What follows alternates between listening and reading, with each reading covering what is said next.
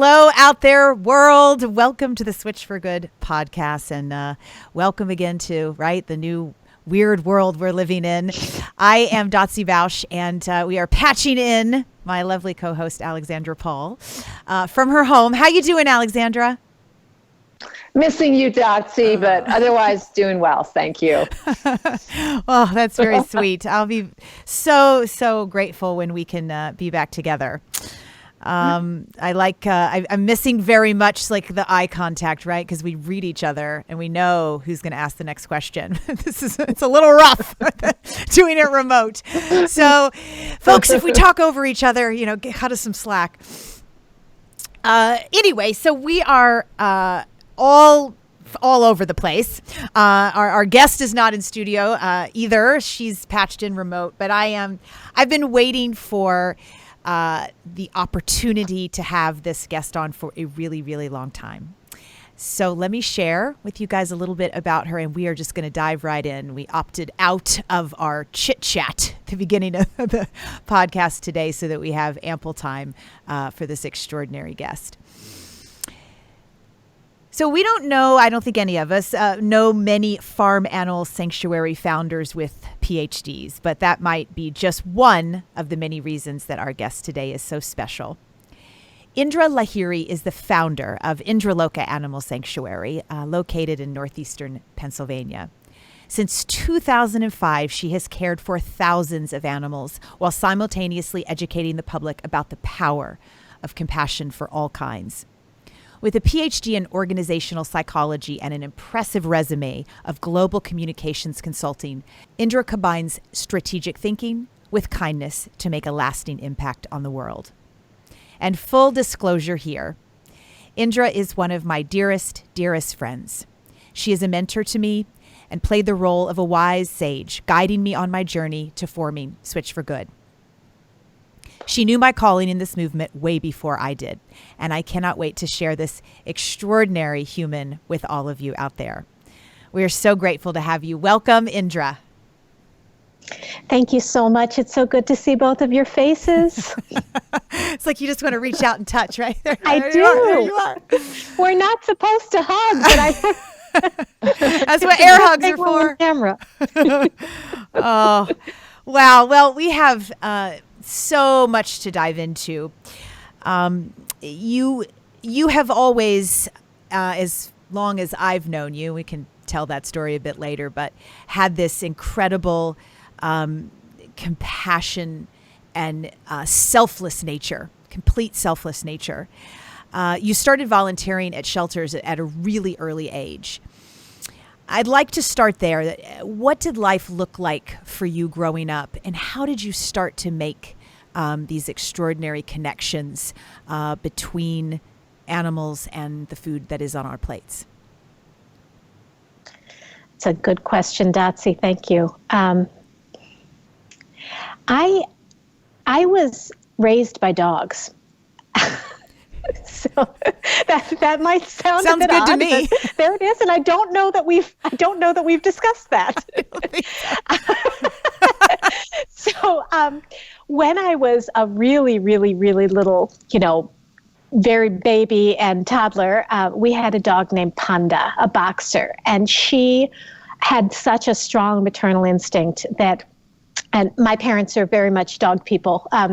So they trusted her, and she had such a strong maternal instinct that they left me with her, not left the house, but they would, leave me in her care while they're in the room, sewing or doing other things. And so Panda would take care of me. And my mother tells the story, actually, that I never cried until I was 5 years old, because as long as I had Panda, she would go and get my parents when I needed my diaper changed, when I was hungry, when I needed anything. There's been times when I was crawling that she stopped me from falling down the steps and, would protect me from pulling glasses down from tables onto myself. And she just took care of me. So I was raised by a dog. And when I lost her, to old age and cancer, I just continued on the path that she set me on. And so I was lucky enough to just find animals everywhere, and I would just bring them home with me. And my parents I was very lucky that my parents were supportive of that. And they, they would help me get an animal to a vet who needed to get to a vet. They would help me set up once we had a little hurt squirrel, and we had to set up a little box in the bathroom with a little heat lamp and help the squirrel. And, so those were my little projects as a child. And that just continued on through today. So I learn layers of you every time we hang out, and I have not heard that story. I love it, and it's perfect, and it makes complete sense. And so did Pandra help you to make that connection then, right? So you were raised by another species. Yeah. And so, and at what age did this connection that you obviously now have, that's one of the strongest connections that any of us can make, kind of come into your worldview? Yeah, that's a good question, Dotsie. I think you're right. I think Panda is the one that initially instilled that. She loved me, and she didn't care if I wasn't a puppy. She loved me anyways. She saw me as a small little thing that needed love and protection and nurturing, and she gave it to me. And I have always viewed my relationship with other animals that way, in the sense that I need them more than they need me. And I truly believe that that's true for all of us. If we allow them to give all that they want to give to us, we need them more than they need us. They're wonderful friends to us. So as time went on, I grew up, and I started understanding that the word chicken actually referred to a chicken who was killed and put on a plate, or that the word beef actually referred to a cow. I didn't understand that when I was very young, but somewhere around the 6 or 7 years old range, that connection was made. And at the same time, I was being raised both Hindu and Christian. My father is from India and my mother is from the Netherlands. And so I was hearing all of these Hindu lessons about the sacredness of all life and the sanctity of all life, and how we are responsible for stewarding and protecting and guarding the life around us, and honoring that life, revering that life, really. And so, I was learning these lessons at the same time as I was receiving all this wonderful nurturing from so many animal companions. And at this point, it was a variety of species. There were, mostly birds and dogs in my younger years. And then we added cats. And then suddenly one day, Pigmont came along. And Pigmont was at that time, I was a young adult. I was involved in rescuing dogs and horses primarily, and I was involved with a large horse rescue. When we got to the location, the person had died quite suddenly. A fairly young man had had a heart attack, and so he had made no provisions for his animals. There were 16 horses there, and as it turned out, when we got there, we discovered there was also a pig, and he was magnificent. He was a pig that everybody said was ugly and old and smelly. I thought he was the most wonderful being on earth. We immediately bonded, and there were a lot of jokes amongst the rescuers, about eating the pig, even though they had great compassion for the horses, and that didn't work for me. It didn't feel right for me, and it felt mean to Pigmont too, So I took him home, and he was my first, official farm animal, if you want to use that strange phrase.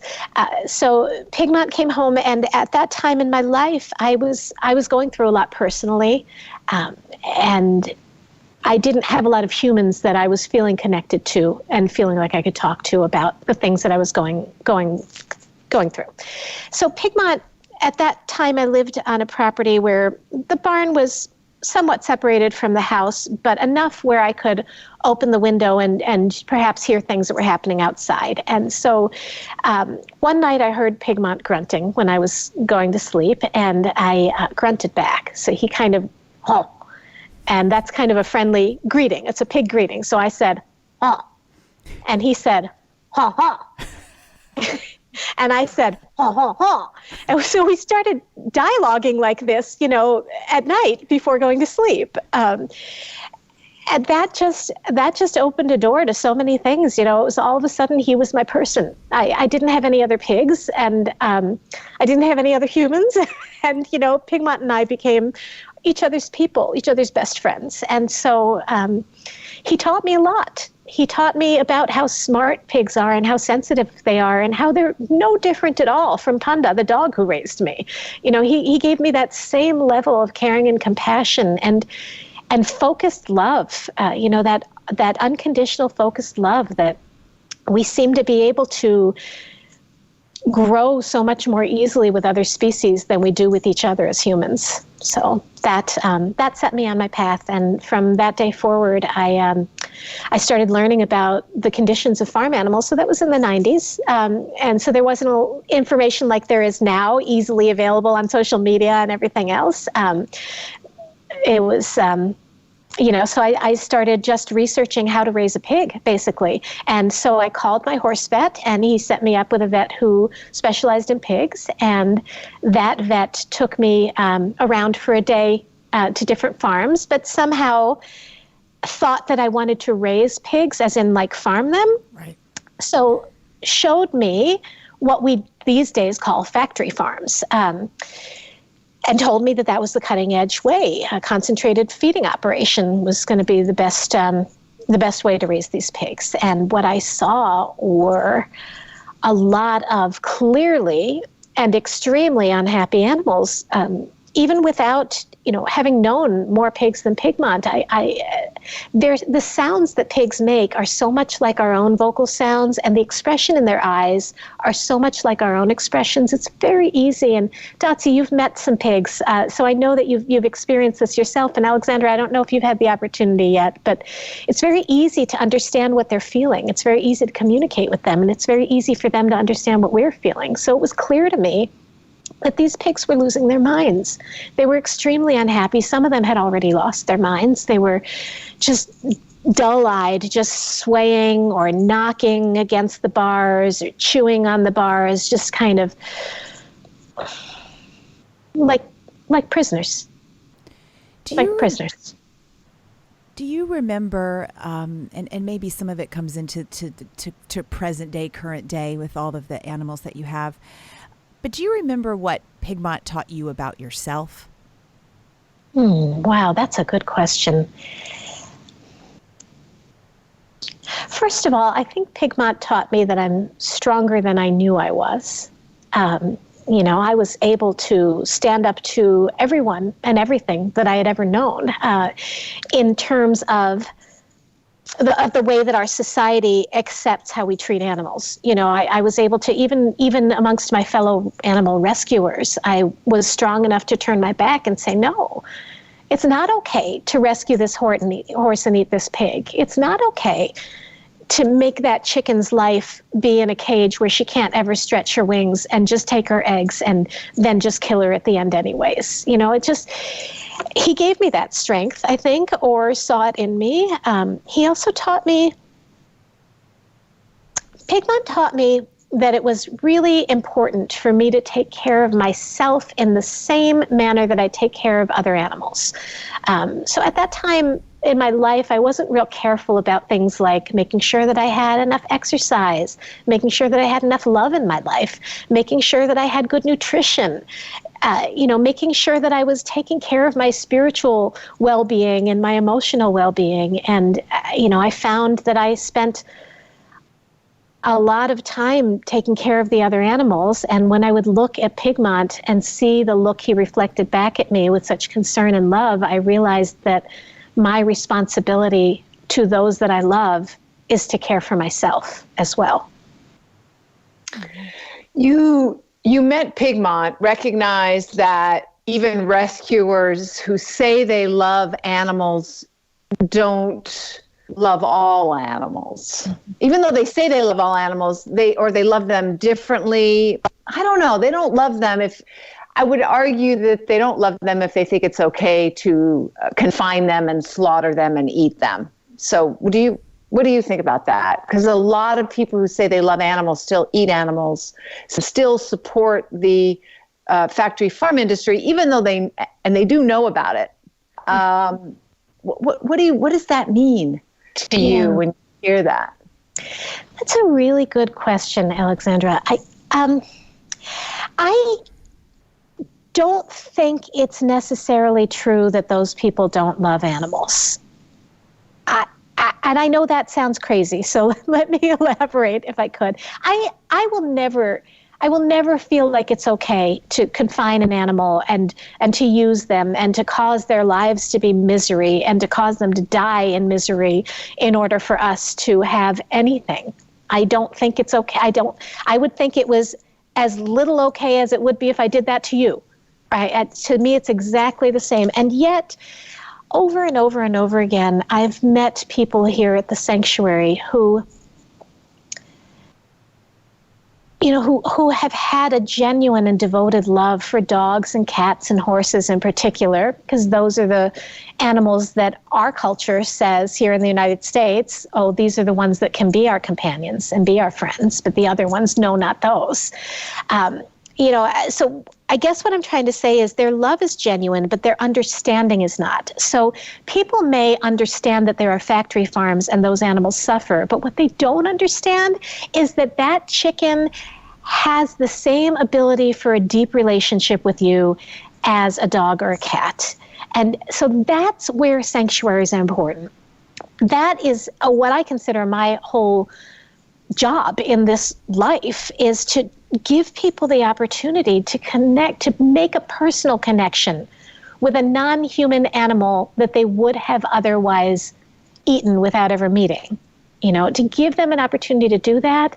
And when they're able to do that, those folks who love their dogs and their cats, they fall just as much in love with a pig or a turkey. They really, really do. I've never seen it fail. I feel like it's a matter of giving people an opportunity to get to know farm animals. And I'm going to put a caveat on that, not just any farm animals. They have to be rescued farm animals that are in a good sanctuary. And the reason that I say that is, over and over and over again, I've been in situations where I'm rescuing animals from farms or from hoarding situations or from live markets, slaughterhouses, kill pens, the list goes on, right? And what I have seen of those animals in those places, even if they're on a farm that treats them very, very well, but still kills them at the end, and there are those farms where they have good lives until the end, but even at those farms, I'm seeing a dullness in the eyes of the animals, and they don't interact with humans in the same way that the animals at the sanctuary do. And the way that I've come to understand this for myself is that it's kind of like if we go to another country and nobody speaks the language that we speak. After a while, we stop trying to speak. Right? We just stop trying to communicate. We assume that they'll never understand us, that they'll never listen anyways, that they'll never learn our language. Okay? So I do believe that animals that are in these settings are in that position. They don't know that we can talk. They don't know that we can communicate. They don't know that we can love. They don't know that there's any of us that could be their friends or that they could trust or that would come through for them if they needed something. And so once they learn that, once you put them in a sanctuary setting where they are loved, where they are seen for who they are, where they're allowed to display all of their natural behaviors, where they're allowed to choose their own friends and choose how they spend their days and how they spend their time and who they interact with and when, that changes everything. The animals at a sanctuary like that, a sanctuary that is really responsible, and most are, there's always going to be outliers. But there's a lot of great sanctuaries out there, and those are the places that people need to go to try to make a connection, because once they can make that connection, those animal lovers they're going to see that the dogs and the cats and the horses and the pigs and the chickens and the turkeys and the cows and everybody, that we're all the same. just a layer that I wanted to add to that was super profound for me, because I certainly loved animals and ate them at the same time for 35 years of my life, and just never thought a single second, right? Well, we all did on here. But the extra layer that if we were to go to another country and nobody was speaking our language, we would finally stop speaking. And the layer that I want to add to that is, in addition, no one's speaking our language and they're giving us all the reasons in the world not to trust them. Even if it's a lovely place to be, and even if we're on a beach and there's lovely cocktails and it's sunshiny and we're being fed well and we're being massaged, they're still stealing our family. And that's what was really profound for me in understanding animal agriculture, is maybe they're still alive and they don't know where they're going to the end that is not ideal, because they don't want to die, but they're taking away their brother, their sister, their father, their mother, their aunt. Those they're seeing drug away and never to be seen again, and they don't know where they are. So the trust is another layer that you just are not opened to until you are enlightened at a place like Indraloka.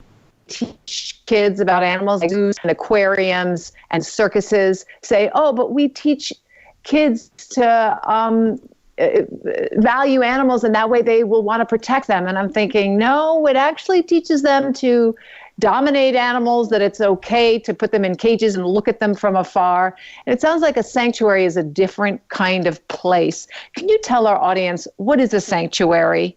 What is the difference between a rescue, a shelter, a sanctuary? Yes, absolutely. And I'm going to add to that question and answer first, what is the difference between a sanctuary and a zoo? And then I'll go on to ask the other things. So people go to zoos to see animals, and they go to sanctuaries to see animals. And the animals live in the zoo and are taken care of there, and the animals live in the sanctuary and are taken care of there. The primary difference, this is the biggest difference, is that at a zoo, the animals are there for us. At a sanctuary, we are there for the other animals. Okay. So, very big difference in the fact that every person who comes to our sanctuary, we tell them in no uncertain terms, this is the other animal's home. And we need to behave with respect as we would going into anybody's home as a guest, right? So if they don't feel like talking to us, they can walk away, and that's okay. We don't pick someone up like a chicken or somebody who doesn't want to be picked up. They will let us know if they want to be picked up. They will hop into our laps and let us know that they want that. So we kind of bring people in with that idea from the beginning, that we are to respect all of the animals, that we are there for them, that we humans are here to serve the animals at the sanctuary. All humans, even the guests, we are here for them. So then there's a difference between a sanctuary and a rescue and a shelter. Okay, so some sanctuaries like ours are also rescues. So that means that we actually go out and physically rescue the animals. So we work with, we have a humane police officer on our team who can go out there and do investigations, and we can file complaints and things like that. We work with other humane police officers from other counties and other law enforcement officials, or, whatever it takes to get animals out of the situations where they are being harmed. So that's the rescue component. Some people will rescue animals only, and then they'll bring them to another sanctuary. Some sanctuaries only take animals that others have rescued and keep them for the rest of their natural lives. So that's the sanctuary component, is a safe, free place where they can be protected and yet autonomous for the rest of their lives. Okay. Now, a shelter is a temporary place. Okay, so dog and cat shelters are very common, very popular, right? So somebody, this dog or this cat needs a home, so they're in this shelter temporarily until an adopter can be found and matched up with them. So some sanctuaries also do adopt out animals, and we do that when we have overflow, when we cannot take any more animals, and yet there are rescues that, animals that need to be rescued. An example is a case last year that we had with 1,700 chickens, I think it was 1,200 chickens, that all needed to be rescued and placed. And clearly we couldn't take 1,200 chickens and give all of them an excellent life for the rest of their lives. So we partnered with a number of other sanctuaries all over the country to provide them with homes. So that would be, the temporary housing of an animal until they're adopted as a shelter. And so that's a little bit different than a lifetime home that's a sanctuary. So, Indra, we mentioned in the beginning that you hold a PhD in organizational psychology, and you've also served as the adjunct professor at Cornell, and you were the VP of corporate diversity at PNC Bank. Wow, first of all, and I've hung out with you, so you're. I will say you're a nerdy one. You got a lot going on, and all of that experience, that wealth of experience, and the teaching that you did during those years to humans. How have you brought that into what you do today with animals? And I think more than anything, it was the principles that I learned in doing work with cultural diversity. Understanding different cultures and how we learn about cultures has really helped me understand that other animals, they just have a different culture. And if we can watch and observe and be respectful and learn how they live, we can interact and communicate with them. Mm-hmm. And so that was the most important lesson, is that there's no, just as in corporate diversity, we only talk about humans and we say that every culture is important and to be respected and valued. I feel that every walk of life is to be respected and valued. And that doesn't just mean human life to me. Yeah. You're one of the greatest communicators I've ever met. And I think from observing you and learning from you, it's because you're one of the greatest listeners. And you've really taught me that, both on, in communicating with species of all kinds.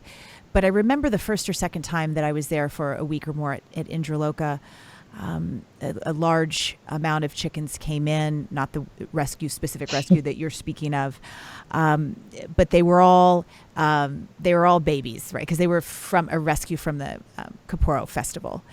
Yeah. And when any animal first comes in, they have to quarantine, right, so that they're safe. And so I remember putting on head to toe hazmat material and sitting down in their space. And there were probably 40 or 50 of them in that space. And you had taught me to just be quiet and listen and experience. And I couldn't have fathomed the diversity of personalities of 40 to 50 different chickens. I'm eating completely vegan by that point. I'm all the way down the rabbit hole. I know a lot, but I had never spent any kind of extensive amount of time with chickens. I just thought, they deserve their own life and they're over here. I don't know if they're smart or stupid, doesn't matter. It's not fair to eat them. That was kind of the extent. And, there were so many, and I remember just thinking of them in almost layers, because there were the ones that were like, I'm not getting anywhere near you, big white lady. Like, this is not happening. We're not touching each other. And they were very afraid and very fearful and very quiet and somewhat introverted. And some of them sharing that feeling and that fear with each other. And then other ones that were literally over by themselves, just not want to have anything to do with that. And then kind of as we came in, there was a crew that was like very curious, very interested. They weren't going to come too near, but they wanted to check out the scene. And then there's like this next layer that's even a little closer, that you could tell that they desired they would take any kind of kindness or compassion that they could possibly get from any living being. So they were just in a little closer to me for maybe the warmth and maybe the energy, hopefully, that I was putting off. And then there were the ones that were on top of me. I mean, they just were glued to my heartbeat. I had them here, right, and in my lap and on my knees and on my shoulders, where they just desperately, desperately needed that connection. They were probably unlike us. They were probably extroverts. But I just could barely wrap my head around the complexities and the layers of personalities of these chickens. And you taught me to stay quiet so that could unfold. Well, Dotsie, I don't know that anybody has ever said that I was a good listener or quiet ever. But you, on the other hand, are brilliant at sitting down and paying attention.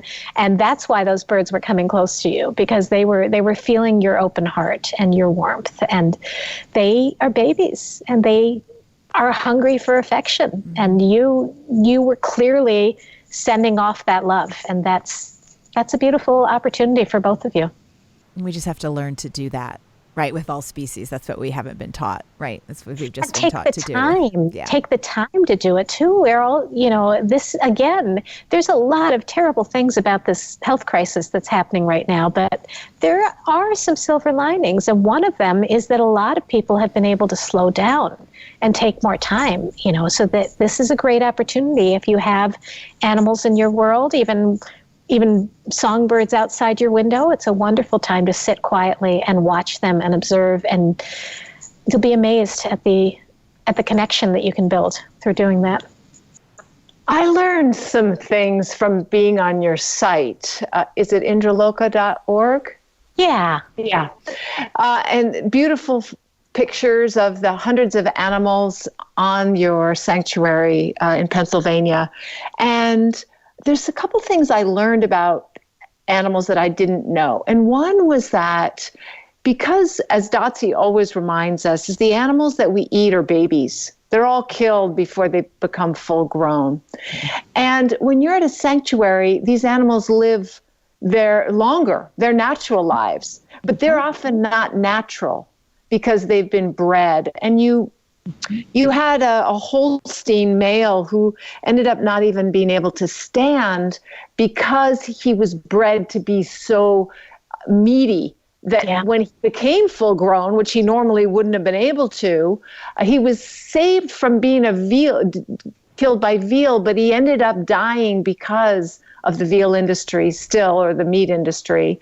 Can you talk a little bit about animals and the things that we might not know? That cows cry. Yeah. And I didn't know that. And I have been on a factory farm and I have seen a calf. Somebody said, "Oh, she's crying." And I thought, that's anthropomorphizing an animal. And I thought it was because maybe she had an infection, because so many of them do. But now I understand that those were probably tears. Yeah. Those were tears. Yeah. They feel deeply, all of them. I'm sorry, I forgot the question because I'm so focused on this calf crying. Me too, FYI. I know, you were talking, yes, I remembered. I apologize for losing the track. I was just there with that calf for a moment. So yes, you were talking about one of our Holstein steers. So the Holsteins, usually the boys are killed very young. Holsteins are bred to be very large, so they can produce more milk per cow. But the males are not, you can't make a lot of money on using them for beef because of just the way that they grow. So they end up being, almost all of them, slaughtered as babies for veal. And then one or two will be kept around as bulls for breeding. But most breeding now is done through artificial insemination. So there's just a few places where they keep bulls and they send you frozen semen to inseminate the cows with. So normally those bulls that are kept for breeding are killed by the time they're about 3 years old. The belief is that a Holstein male will become unmanageable if they live longer than that. They don't stop growing until they're 6 years old.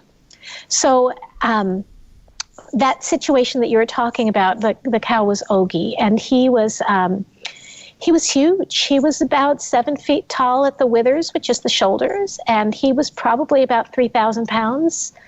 And the weight of his own body killed him. And this happens, and yes, you're right, absolutely, that they do cry, they feel emotion. Pigs also cry, by the way, tears and feel emotion. And even in birds, where we can't necessarily, as mammals, it's hard for us to read the facial expression on a bird. But if you live with them and you get to know them, you'll see multiple ways. I remember a number of situations where we had a large flock of what I call the white birds. Those are the chickens that are normally used for the chicken meat industry. And we also had a couple of turkeys that were part of that flock, also who had been rescued from factory farms. And I remember several times as that flock got older and as individual birds came to the end of their lives, that the other birds would gather around and literally form a circle, and they would coo. They would literally be in a circle around this bird cooing while we euthanized the bird. And then there would be silence.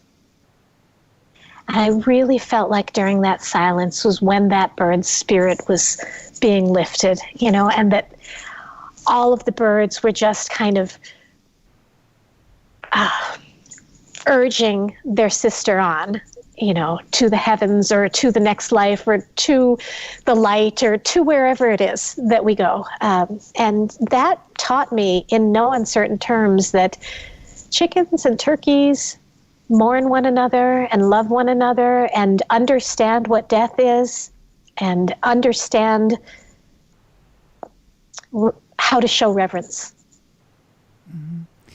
You speak, when I first went to Indraloka and met all the geese, you told me some of them you rescued and others just landed there because they came all the way from Canada and hovered over Indraloka and said, "That looks pretty nice. I think we'll join the crew." And so they just kept coming. I mean, birds really, they have obviously a honing, a directional sense that, is mind-boggling for humans. And I have a question for you. 2 years ago, and I'll keep the story really short. 2 years ago, Kirk and I were riding home on the bike path. It was spring, so all of the ducks and the ducklings were out. Mm. And this little duckling, like maybe not even a quarter pound, right? You said you thought about a week old, kind of rolls in front of my front wheel. And so I screech on and go towards the duckling. And the duckling, of course, is scared of me and dives over the very steep drop to the riverbed and rolls all the way down to the bottom of the riverbed where it shakes itself and off, the water off, looks up, and there is a black crow that is getting ready to have a snack. The duckling has lost its family and has been left behind. And so I shimmy down the riverbed with my cleats and everything else and get the duckling. And, I thought we got to find a rescue for this duckling. So long story short, I go home, I call Indra immediately, and I'm in a panic. And we put him in a paint tray of water, which he just thought was fabulous. Found a wildlife rescue. Ended up going to his or her release, we don't know, named him Rezzy. That was one of the most joyous days of my life, getting to see that release of them back into the wild.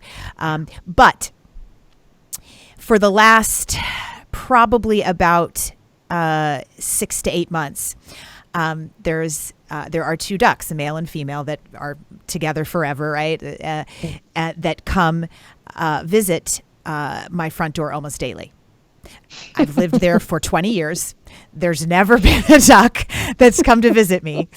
Is it Rezzy? Do they have that much of a honing ability from that little to know my address? Because it is super cool. And I'm going to think it's Rezzy. I don't care what you say right now, but I just want to know if that's possible. It's not impossible. Let's put it that way. So it would be harder for that duck because the duck left you as a baby, right? So the duck was very young, but could have had very good directional capabilities. We do have ducks and geese that leave every year and go south and come back to us every year. And I have pictures of them that I can put side by side and see by their facial markings and little differences that they are definitely the same animals that come back to us year after year. I don't think it's impossible, Dotsie, that duck found you again. Mm-hmm. In fact, we have two Canada geese, who have been hanging out at the new sanctuary location recently. And I've been planning to get close enough to them to take some photos to compare, to see if they're the ones who used to visit us in Mahoopany. You know, maybe they know the sanctuary moved. I mean, I don't know what they know, but I can tell you that they are much smarter than we think they are. So, can we turn for a moment to the animals that you rescue and the people from whom you rescue them? You have a story when you actually rescued Ogie that I heard that was very interesting. Your conversation with the farmer who gave up Ogie and another cow, Nandi, is that correct? Nandi, yeah. And this is an important piece. And that is a good example in that situation there, because that farmer, as most farmers, he was doing his best. Okay, so he's coming from generations of dairy farmers. He's been raised in dairy farming. It's what he's been taught. It's what he knows. He loves his parents and his grandparents and his great-grandparents and everybody who has done this generationally and has pride in his family. He's a good person. This is an important distinction. I don't believe in dairy. I don't believe it's good for us humans. I believe it's so much better for the baby cows. I don't believe in taking baby cows from their mothers. I don't believe in artificially inseminating the cows or doing any of the things that we have created. I'm not against dairy farmers. Okay? I have great respect for the hard work that a farmer has to put in to do what they do. And they have strong belief that what they're doing is the right thing, not only because generations of their families have done it, but because they have a value about providing nutrition to the people. I don't feel that milk, cow's milk, is nutrition, but that farmer does. So I think it's so important for us to see each other, see the good in each other, and have compassion for each other, and have respect for each other, and talk to each other. You know, that farmer, as we talked, I learned was really quite tortured by what was happening to the cows, which is one of the reasons that he was so eager for me to take the babies rather than sending them off for veal. With that said, you know, we talked a lot about, you know, could you possibly turn this into a sanctuary instead? Could you set all of your cows free? You have 100 acres, but they're all inside every day instead of going out on this acreage. You know, is there another way to do it? And in his mind, he didn't feel like he knew anything else. He felt like he was too long in this life, too old to learn something new, didn't want to disrespect his family. He had elderly parents as well, depending on him and, you know, in other situations. So I think it's really important as we do this work to always talk about this. You know, it's not the people necessarily that are in the trenches. And I'm not talking about people who own global corporations and are doing all kinds, purposefully choosing all kinds of crazy decisions, but I'm talking about the working people. It's not that they're necessarily bad. It's that we need to talk more, and we need to educate more, and they need to come see these free animals here to understand who they have the potential to be if we let them. That's beautiful. Yeah. We hear of, we interviewed Miyoko, who wants to help farmers turn their dairies into almond production spaces. Do you, I know you go out and you educate children a lot about animals. Ways to do that also to people in the agriculture industry? Is there any interest? Is there any way?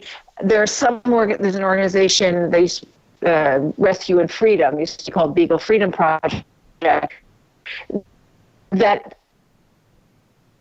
animals at the end of their quote unquote useful to humans life, and they give them to Rescue and Freedom, and Rescue and Freedom will find any kind of with these farmers and agriculture folks about that? Or is the sanctuary, I'm sure already you're on a shoestring. I mean, there's more animals in space. Yeah, that's a good question.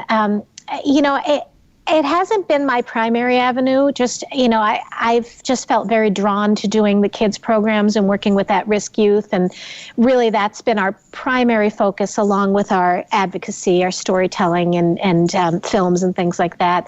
I know there are several sanctuaries who are focused specifically on helping farmers transition out of animal farming. There's a woman in Switzerland who's doing great work.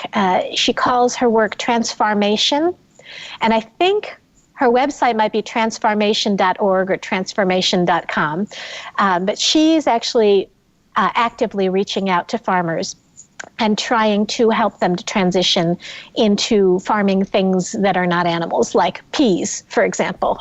There's a big demand for peas worldwide right now, just like there is for almonds.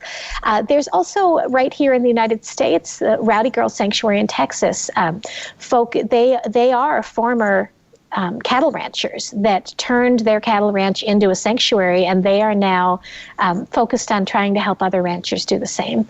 So I know that work's being done out there, and I applaud it completely, as long as it's done with love and respect, as I know these two wonderful women who I've just told you about are doing. Mm-hmm. Indra, tell us about the programs that you are at the helm of at Indraloka, and why specifically you have chosen the types of programming that you have in terms of really getting this education out to as many people as possible in a worldview, and also most importantly to the young, because they are our future. You got animals, you're going to get kids, basically. So what I started seeing from the kids that were showing up to see the animals is that they were hurting. They were, some of them were hurting just from, not getting a good quality education. So they had good supportive family at home, but their family didn't have a lot of education themselves. They were going to public schools that weren't really teaching them the basics, like how to read and how to add. So I had concern about those kids just being able to get out in the world and take care of themselves. So I started trying to give them little assignments in taking care of the animals, but where they would have to be able to read and add to do their different tasks. So that started growing, and that became what is now part of our Hopeful Heroes program. We teach academics outside the classroom. So science, technology, engineering, art, and mathematics and literacy are the main areas that we focus on. And we actually have Pennsylvania licensed teachers who develop curriculums for kids. It could be a one-day thing, like with a field trip, or it could be an ongoing thing with a group of kids. Sometimes it's a child or two who's having trouble in a particular class. I'm always reminded of an example of two children who really hated math and didn't think they could do algebra. And they actually had a teacher caring enough to try something different with them. So they were very lucky. They came to Indraloka, and we literally had them using algebra to figure out what a pig weighs. So you can't put a pig on a scale, right? A pig's just too big and too long, and we didn't have a pig scale. So there is a formula where you measure them this way and you measure them around, and you plug in the numbers and you find out how much they weigh. And we need to know how much they weigh so that we can give them the right amount of nutrition. If they ever need medications, we need it so we give them proper dosing. So these kids were learning algebra because the pigs needed their help. So that, a button went off in my head. So that was one reason that we do the things that we do. We also, so in addition to academics outside the classroom, we also have an emotional support program, which is where therapists who work with children who have been traumatized will often run into blocks where the kids just can't trust them, can't open up, can't ask for the help that they need, can't accept any help. What we have found is when those therapists are invited to bring those children to spend time with the animals, the kids are able to open up in a way that they open up more to the animals, but also they end up trusting the humans more when they see the animals trusting them. So that's another big piece of what we do. Another thing that we do is life skills. So with kids with learning disabilities or other special needs, we have specific programs for them that we design tailored to their needs. So, for example, last year we had a group of kids who needed to just learn how to sort things, how to identify this color from that color and this shape from that shape, and and so we literally had them sorting produce for the animals, so they had the opportunity to put all the tomatoes over here and all the zucchinis over here and all the lettuces over here, and then we went around together and fed those things to the animals. And so that was a great way for the kids to learn those things about color and shape and identification and sorting in a way that didn't feel like they were being forced into a classroom setting and asked to sit still in a chair and learn something that way. So that's the third component. And then the fourth component is for at-risk youth. And this is the area that really pulls my heartstrings the most. So we have a group of homeless teenagers that we work with. We have a number of children who are in juvenile detention for nonviolent crimes, other kids who have been identified high risk by their schools or their counselors or, various other community members. And so those kids literally are just welcomed to come to the sanctuary and make friends with the animals. We have them compose music and perform it for the animals, or tell stories to the animals, or just clean up, just clean some poo or fill a water bowl or do some things to be around them, groom them. And what we have found over and over again with all four of these programs is that children do better when they have animals around, and animals do better when they have children around. It's a natural connection. And I know, Dotsie, you've heard me say this before, but I think it's so important because I see it over and over and over again. I've seen this thousands of times. A child will look into the eyes of an animal and see the unconditional love reflected back at them from the animal's eyes, and they begin to love themselves. I've seen it happen over and over and over again, and I believe it is hope for our world. I really do. Mm-hmm. One or so stories. I remember one of the teachers that you have there, incredible, extraordinary teacher, Sarah, said she heard one boy yell to his mom or dad, "Hey, Mom or Dad, Holsteins and Jerseys can hang out together." And those are two different breeds of dairy cows, but of course they can. It's like black people and white people can hang out together. But that had never occurred to him before. Yeah. What's a surprising kid story that you have? I think one that surprised me a lot was a little boy who had autism. And his name was Charlie, and he was he was invited to come to the sanctuary with his aide and spend some time, because they were at a loss with him. Charlie was angry a lot. He would just fly into these tempers and be uncontrollable. And he was a big kid. He was only going to get bigger. And for that reason and a lot of other reasons, they were trying to look for ways to help him manage his temper. But life was frustrating for Charlie. The world can be a very frustrating place as it is. And when we have autism, it can be even more so for some of us, as it was for Charlie. And so Charlie ended up... I thought time with the animals would calm Charlie down just in general. But what ended up happening was we had a rooster at the time named Sherman. Well, that's coincidental. Actually, that's his picture right behind us there, so that worked out perfectly. Sherman was an angry rooster. He would often pick fights with other birds, and it got to a point where it was so bad that we had to keep Sherman away from all of the other birds, and then literally put all of the other birds away and let Sherman out by himself. And so he was basically on a rotational schedule where he was only allowed out a couple hours a day, where he could be around no other birds. He was fine with other species, very sweet to humans. So at one point, we asked Charlie and his aide if they would watch Sherman while he was outside so that we could take care of some other things. And they did a very good job. And what ended up happening is that Charlie and Sherman started bonding. And so Charlie would start asking for Sherman. And as time went on, we realized that Sherman was not showing the signs of frustration that he used to show when he was with Charlie. And Charlie was not showing signs of frustration when he was with Sherman. We ended up allowing Charlie to oversee Sherman with other birds around. And we just had given him instructions on, basically using the walkie-talkie and letting us know right away if a fight breaks out. And Charlie's mother told us that he was getting much, much more comfortable and easy at home. And so as time went on, this was a whole summer that Charlie and Sherman were working together. And by the end of the summer, both of them were in so much of a better place with their anger.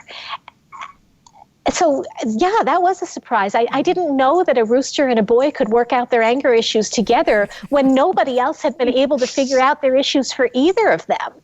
So that was great because Sherman didn't end up having to be locked up, and Charlie ended up learning some skills to be able to deal with his frustration and relate to people in a way that is safer. That is the best story. So we realize, again, that people need the animals. We have been seeing our supporters driving by really slowly and just craning their heads out the windows to get a glimpse of the animals. And we're realizing that when times are frightening as they are now, the peace and the calm that the animals give us is invaluable. And so we wanted to find ways to bring those into people's homes. So we have 4 things that we've started doing. The first one we released last week. We've started a liberation meditation series, which is a video meditation. Each one will feature different rescued animals from the sanctuary and an opportunity for you to just lose yourself in them and relax and find peace and find calm and just breathe. So that the first one, as I said, was released last week, and we'll be releasing more periodically. We also took our Hopeful Heroes education programs that I've talked to you about, and we've been putting them online. So the first course will be released this week, and they're literally just video courses with the teacher and the animals in video and in pictures and things like that. We've also, and it's a lot of fun, by the way, the Hopeful Heroes online, even if you're not a kid. It's still a lot of fun to see the animals and to learn the little facts about them and things like that. So the other thing that we're doing that we're super excited about is an animal pen pal program. So people can sign up to, we're envisioning that mostly kids will do this, but I have a feeling there's a lot of us adults who will like this idea too. They can sign up and be assigned to a pen pal that is an animal at the sanctuary, and they can write letters to the animal, and we will write back in the animal's voice. So we actually read the letter aloud to the animal, and we see how they react to it, and we write back what we think they're thinking or feeling at that time. And it really is a fantastic way to connect. For kids that don't have access to the internet or computers or anything like that, we have a hard copy version of that program too, where we will literally send them paper and envelopes and stamps, and they can write letters and send them back that way. So that's the third one. And then the fourth one is going to be a podcast. It's called Sanctuary Stories That Save Us. And it literally is just that, stories of the animals and, the things that I learned from them, basically. Just life with them is quite precious. And I'm excited for the opportunity to share that. So. Well, you have your first couple listeners here, and hopefully hundreds and hundreds of them who are listening to this podcast who will tune in. So how about you give people a dry run of what maybe that first episode might be like in telling these stories, because you are one of the most powerful and specific storytellers in the world. So you could share whatever story you like. I like Linda's story, but You tell whichever one you like to close us out here. Oh, thank you so much. You're way too kind to me, by the way. No, stop. So, Linda. Yeah, let's talk about Linda. So,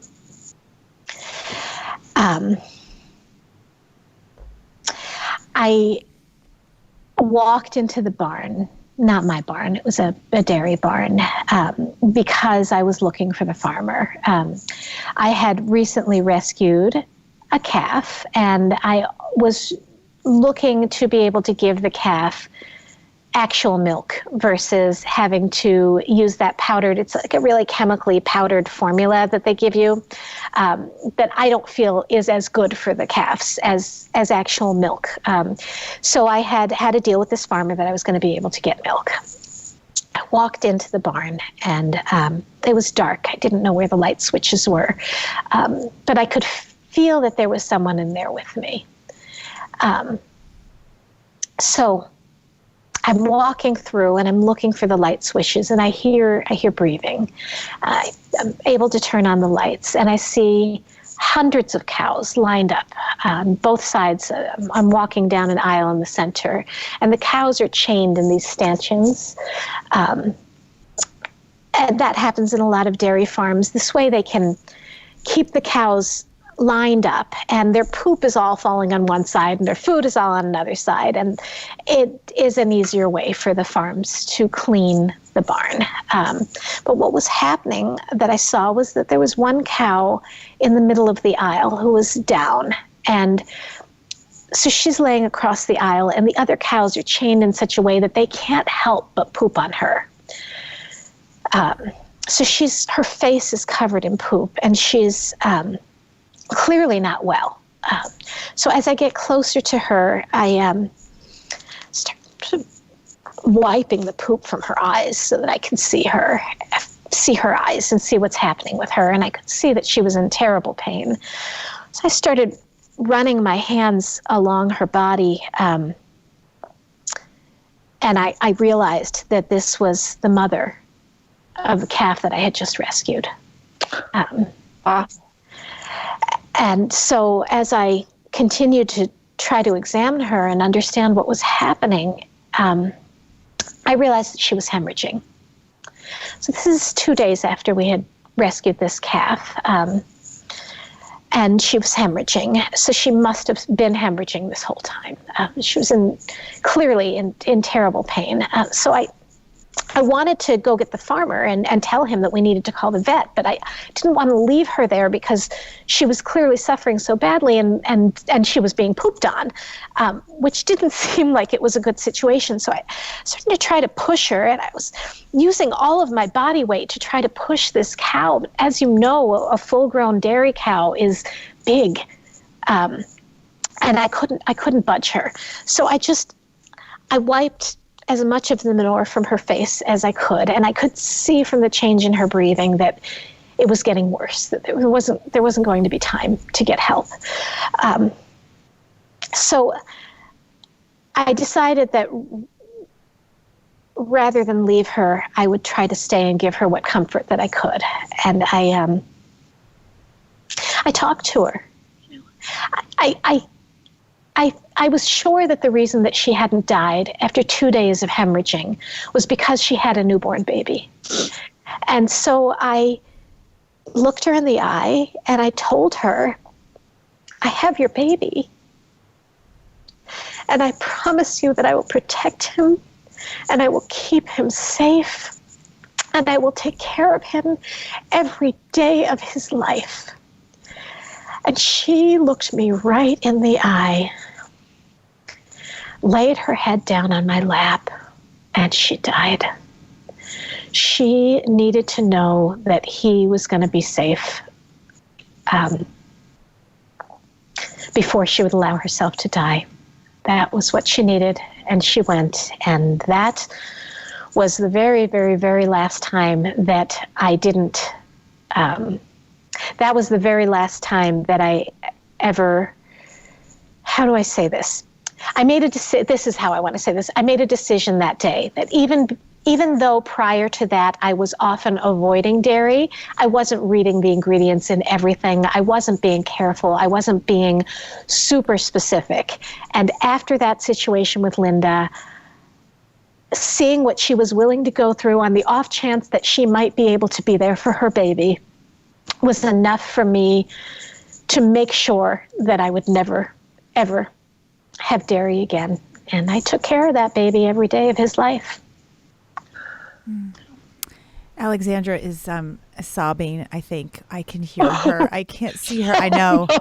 You don't have to talk. That was an amazing story. Thank you so much. I'm sure that a lot of people will want to tune into your podcast to hear more of the beautiful stories. And they certainly can read some of them on your blog at indraloka.org, which I have read and which I told Dotsie that I was reading some and that all I could do was just my heart just opened, and often tears also flowed, like the calves you speak about in some of them.